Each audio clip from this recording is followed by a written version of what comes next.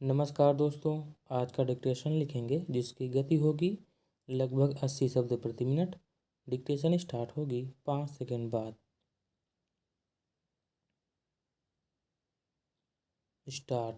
असम में पृथक बोरो राज्य की मांग को लेकर अखिल भारतीय बोरो छात्र संघ द्वारा चलाए जा रहे आंदोलन ने हिंसक रूप ले लिया है।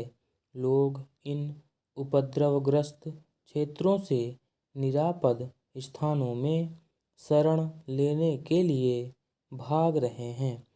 पिछले दिनों बोरो आतंकवादियों ने असम गण परिषद ने कुछ नेताओं की हत्या भी कर दी है। बोरो हिंसा और आतंक के बल पर असम में अपने लिए राज्य की मांग कर रहे हैं।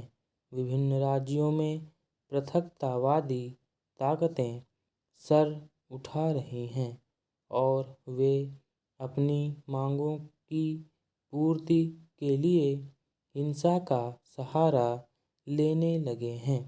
इसकी एक वजह तो यह है कि केंद्र सरकार शांतिपूर्ण आंदोलनों की तरफ उतनी तत्परता से ध्यान नहीं देती जितनी शीघ्रता हिंसा मार्गियों से बातचीत करने में दिखाती है। मिजो विद्रोहियों और गोरखा मुक्ति मोर्चे के नेताओं से जो समझौते हुए हैं वे इसी ओर इंगित करते हैं।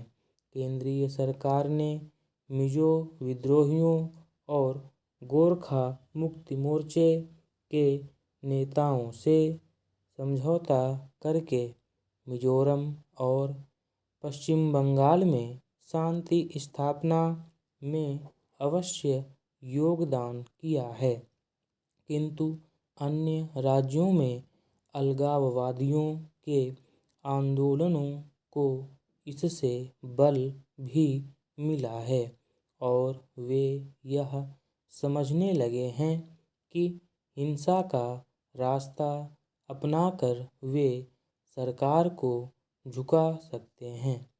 इसके अलावा केंद्रीय सरकार उन राज्यों में जहां गैर कांग्रेस पार्टियों की सरकारें हैं पृथकतावादियों की पीठ पर हाथ रखती रही है।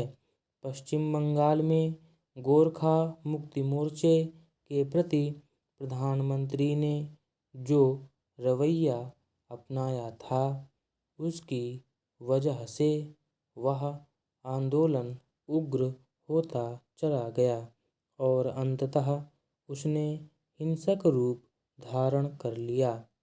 हाल ही बोरो आंदोलन के सिलसिले में भी केंद्रीय सरकार ने असम की राज्य सरकार को यह सलाह दी थी कि उसे बोडो छात्र संघ के नेताओं से बातचीत करके मामले को सुलझाना चाहिए।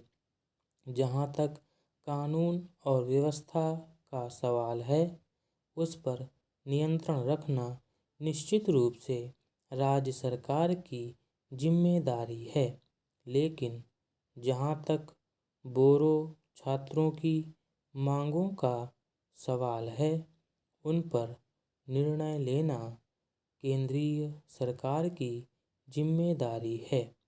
ऐसी हालत में यदि बातचीत की कोई पहल करनी है तो वह केंद्रीय सरकार को ही करनी होगी।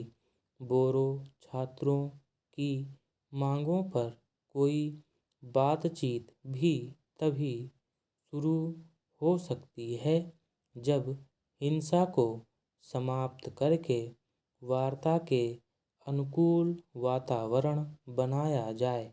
कांग्रेस का रवैया इस मामले में बहुत ही आपत्तिजनक है। एक तरफ केंद्रीय सरकार राज्य सरकार पर वार्ता के लिए दबाव डाल रही है, तो दूसरी तरफ असम प्रदेश के अध्यक्ष ने यह आरोप लगाया है कि असम गण परिषद की सरकार जो दमनात्मक नीति अपना रही है, उससे समस्या का समाधान नहीं होगा। आश्चर्य की बात यह है कि हिंसा मार्गियों की भर्त्सना करने के बजाय कांग्रेस के नेता उल्टे राज्य सरकार पर दोषारोपण कर रहे हैं। कांग्रेस और केंद्रीय सरकार को गैर कांग्रेस सरकारों के प्रति राजनीति से प्रेरित इस दृष्टिकोण को बदलना होगा। समस्या जिस रूप में है उसे उसी रूप में देखना होगा और उसका उचित समाधान निकालना होगा। स्टॉप।